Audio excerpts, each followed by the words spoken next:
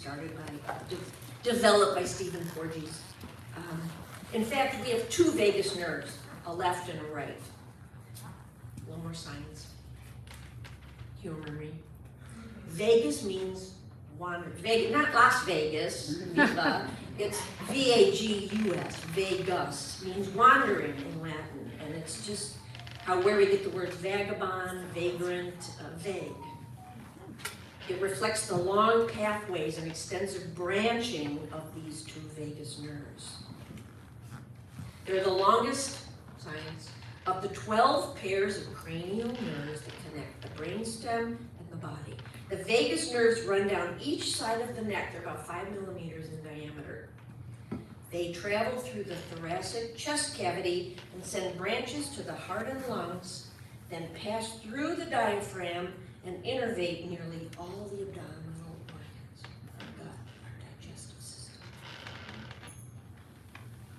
So when the sympathetic nervous system, the SNS, activates our fight or flight or freeze or fawn response to perceived threats, increases heart and breathing rates, slows down digestion, and lowers the immune system, getting us ready to either fight or flight or freeze, shutting down. While it's healthy to activate our sympathetic nervous system during exercise and some short-term stress, ongoing stimulation of the system is not healthy. The vagus nerves are part of the parasympathetic nervous system alongside the sympathetic. This activates our rest and digest and restore responses. Stimulation of the vagus nerves reduces heart rate, promotes healthy digestion and metabolism, increases blood flow to organs, and reduces inflammation. It can make us more calm, relaxed, and sociable. So the vagus nerves, they work as what we call a bidirectional communication channel between the brain and the gut. So when we're thinking and we're stressed, the gut responds, the gut-brain axis. Look this up, this is really important stuff, groundbreaking. This explains the butterflies in your stomach when you feel nervous, and why gastrointestinal problems cause anxiety and depression, and why stress can exacerbate our gastrointestinal issues. It all works together, we're all connected. So, another tip, taking a high-quality probiotic supplement provides significant digestive and immune benefits. Dr. Andrew Weil refers to these gut microbes as psychobiotics. Yeah, claiming they are crucial to guide our behavior and improve our mental and physical health. So, we can improve that bidirectional communication between our brain and our gut, that gut-brain axis, by taking a good high-quality probiotic. IMHO, in my humble opinion.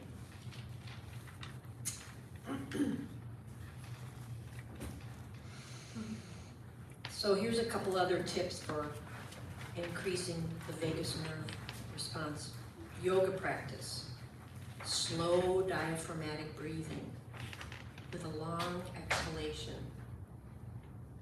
Cold water immersion on the face or neck. If you're stressed, just cold water or a cold washcloth on your face and your neck, because this is where the vagus nerves start. If you've ever gotten a massage and they work the SCM here, yeah, that's the muscle, but it also innervates the vagus nerves. Feels so good.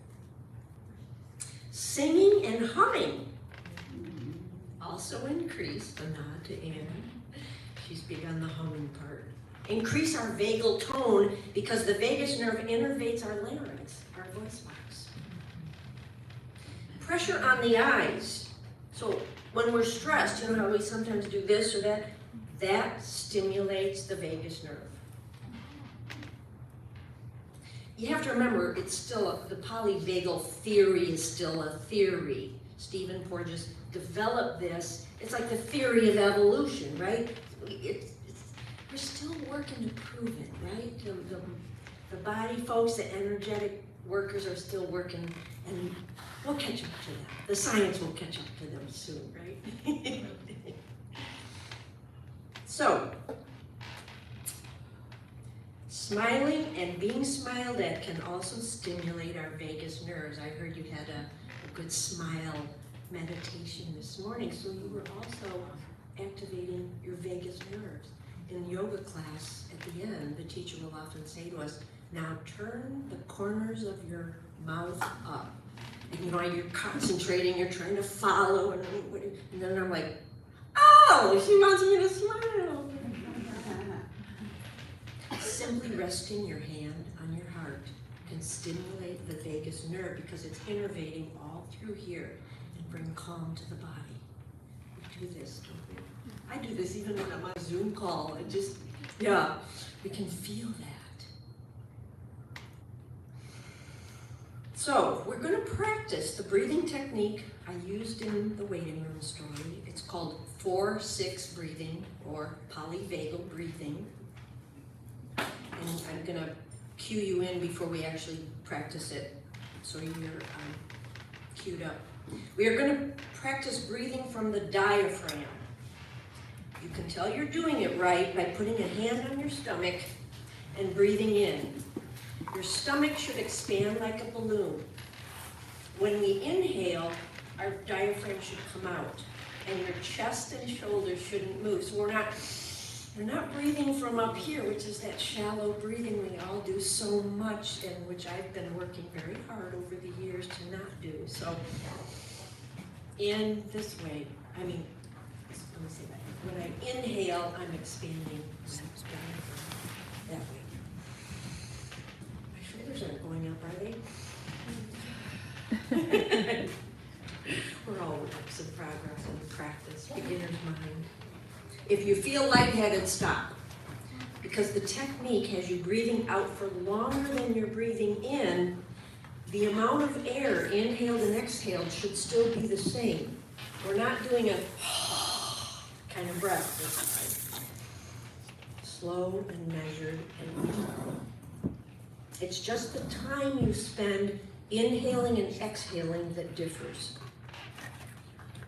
One other thing before we actually practice. The importance of breathing through the nose. Nasal breathing has many advantages. It's the body's natural filter. Our nasal hairs and mucus stop dust, dirt, and pollutants from reaching your lungs, which doesn't happen when you breathe through the mouth. The mucous membranes of the septum divides the nose into two cavities. It warms and humidifies the air, making it easier for the lungs to work with, which doesn't happen when we breathe in through our mouth. However, the fascinating part is that nasal breathing prompts the body to release nitrous oxide. Nitrous oxide is a vasodilator, so it widens blood vessels, improving oxygen circulation. You can breathe out through your mouth if you need to, but it's really important, and I encourage you to practice breathing through your nose. It also balances the oxygen and carbon dioxide in your blood. When we breathe through our mouth, we can hyperventilate because we're breathing in larger amounts, too much air that hasn't been filtered yet. So check your breathing. Are you breathing through your nose? Notice too whether you hold your breath or if you're doing shallow breathing. We can sometimes start to hold our breath when we shift from one emotion to another or from one activity to another, even this weekend. Be aware of that. Over time, holding our breath or shallow breathing constricts and weakens the breathing muscles. So, true confession, I am a recovering breath holder. I've been waiting to exhale for years. I was never aware of this until I received my first massage many, many years ago. Towards the middle of the massage, I think I was on my back. And Wes, my massage therapist, he says to me quietly, "You can breathe now." What? I still practice that when I'm having a massage. And it's like I'm giving myself kudos. Look how well you're breathing. You're just doing such a good job. Because I'm doing that diaphragmatic breathing and I'm not holding my breath, watching my belly, my diaphragm go in and out and up and down. So sometimes I joke that yoga class is about paying someone to remind us to breathe. And here I am today, for free, reminding you to breathe all weekend long. So let's practice that. Sit comfortably in your chair. I'm going to lead you through that so that you know how to do it and you can do it for yourself whenever you want. Rest both feet on the floor if you can. Feel the four corners of your feet grounded all the way down, imagining into Mother Earth through the floor. Feel free to close your eyes if that's comfortable for you. Wiggle your sits bones, your bum, in the chair until it feels centered and grounded, until you feel comfortable with them. If you want to let your back rest on the back of the chair, feel free. Some people sit forward for breathing. Whatever works for you, at ease. Roll your shoulders back and down. I know, this is how I sit usually, so I have to remind myself back and down. Imagine an invisible string pulling you upright from the crown of your head. That can sometimes shift our head, which weighs a couple pounds, back onto our C1 and 2 vertebrae, our axis and our atlas. So then rest your hands comfortably, either in your lap, or feel free to put them on your belly or your diaphragm. And breathe. We're going to breathe in for a count of 4. 1, 2, 3, 4. Pause briefly. And then breathe out for a count of 6. 1, 2, 3, 4, 5, 6. Continue this way for several cycles. I'm going to give you a little space and time to do that. Proceed at your own pace, your own leisure, however you're comfortable. Yes? How long of a pause at the top of the inhale? Good question. Very brief. Just let me demonstrate. I can't count and breathe at the same time, so I'll just say,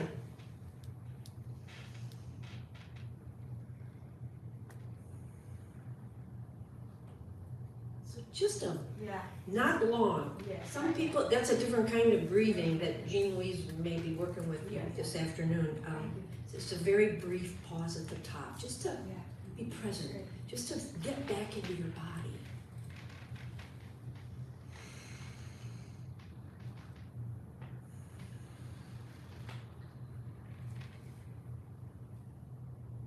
Sometimes I go 4-8, sometimes 6-8. It doesn't matter, as long as the exhale is longer than the inhale. That's the key. That's what resets the brain. That's what resets the body. As you feel ready, return to a normal breath. Open your eyes, soft eyes. Return to yourself in the room.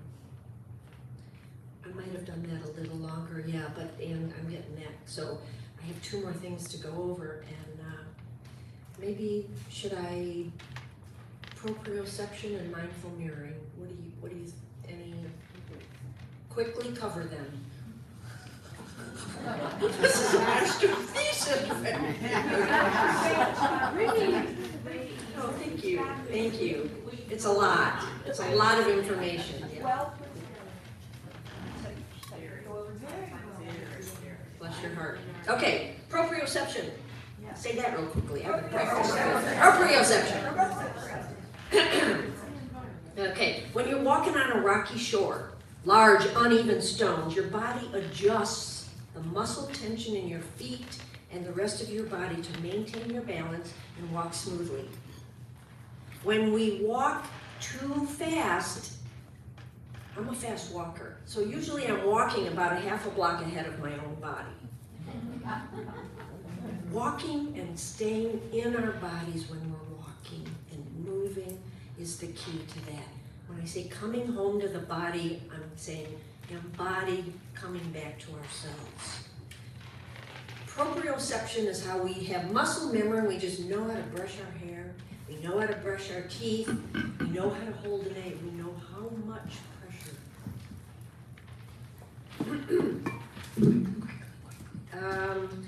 The 5 organs inside our ear, our inner ear, helps with maintain that proprioception. It's like echolocution that the sharks use. We know where we are in relation because we can hear. So if you are hard of hearing, or someone in your life is hard of hearing, it will affect their balance, and that can be dangerous. So I always say, get your hearing aids because it'll improve your balance and your proprioception. You'll know where you are. You won't fall if you can hear as much. Yeah. Here's a simple exercise to test your proprioception. Close your eyes, and I want you to take your non-dominant hand. So if you're left-handed, use your right hand, and if you're right-handed, use your left hand. Take your index finger while your eyes are closed and try to touch the tip of your nose. I've been practicing this all week. It's harder than you think. That's proprioception. The more we do it, and then let's try to feel that. Feel that. Yeah, that really requires me to be present in my body. Proprioception can also be negatively affected by joint injuries, arthritis, and joint replacement, which is why this is so potent for me right now. I'm focusing so much of my physical therapy and training on regaining proprioception. I still find myself, especially if I'm walking in a crowd or all of these festivals that we're at, I sometimes feel like everything's tilting, and I think I'm still just getting used to my hip, which I will introduce you to. Yes. I have an aversion, this is a good story, I have an aversion to metal implant. Well, I think it's a good story.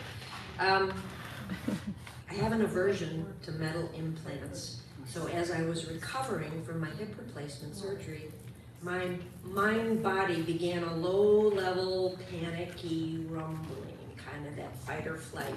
That sympathetic nervous system was kicking in. I could just feel it under the surface. I did a lot of practice to control it and keep it down.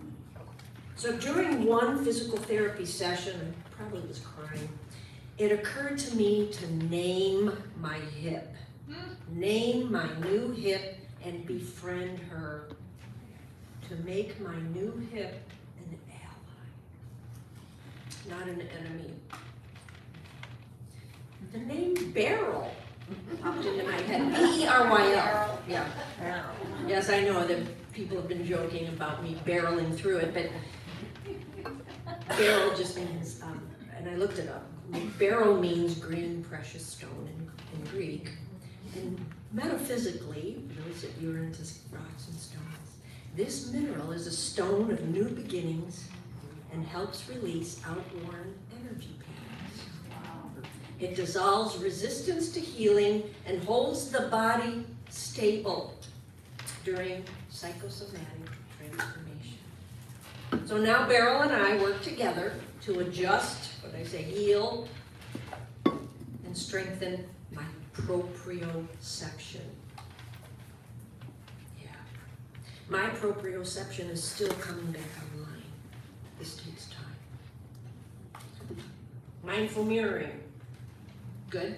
Okay, here's this quick science. Mindful mirroring is a method of self-directed interaction. It allows us to develop empathy. Sorry, I swear when I go fast. To develop empathy for ourselves through the use of a handheld mirror. Empathy is the basic connective tissue of all our human relationships. It helps us develop an embodied sense of the other's experience and at the same time relating it to our own experience. This is the ability to walk in another's shoes. However, we need to learn the difference between relating to another's feelings and not identifying with them. Mindful mirroring teaches us to look steadily and deeply into the reflection of our own eyes and relate to, yet not identify with, the feeling or memory arising. The Irish express it this way: sadness is upon me, they say. Sadness is upon me. Sorry, I'm veering. Sadness is upon me. They don't say I am sad. Sadness is upon me. I'm experiencing sadness right now. Can you feel the distinction in that? When you say they, who's they? The Irish. It's an Irish way of, that's how they speak in Gaelic, yes. And,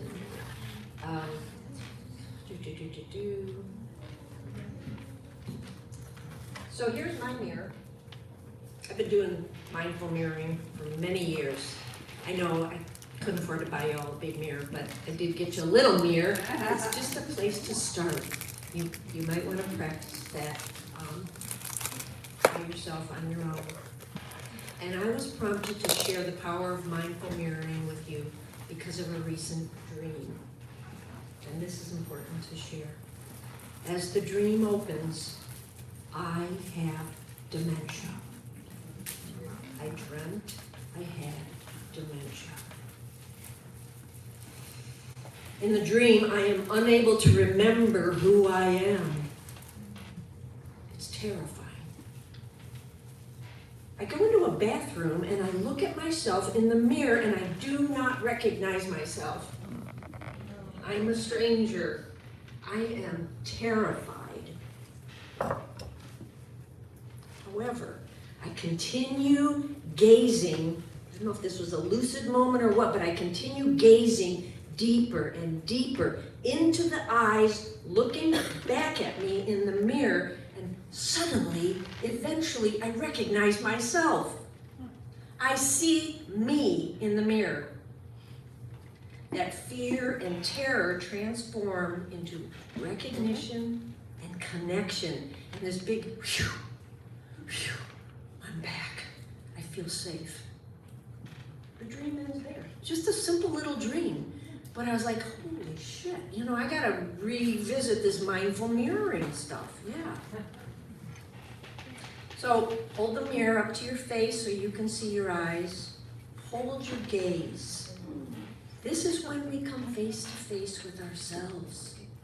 The one who most needs our empathy, forgiveness, and love. Who looks back at you? Do you see your mother? Your grandmother? Do you see your inner crone? Do you see your original self? Sometimes I see my rowdy teenager, my rebellious teenager, and she makes me smile all the time. Yeah, I love it when she shows up. And you can journal with that. And you want to take your time with this practice.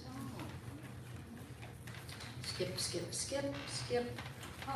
I'm on page 27 of 30, so I'm going to go fast. Is that okay? Yeah. Okay. Let us reclaim, this is the big finish. Let us reclaim our bones. Bones are the seedbed of our life's blood. That's where we get our blood from. They shelter our heart, our vital organs, our innermost depths.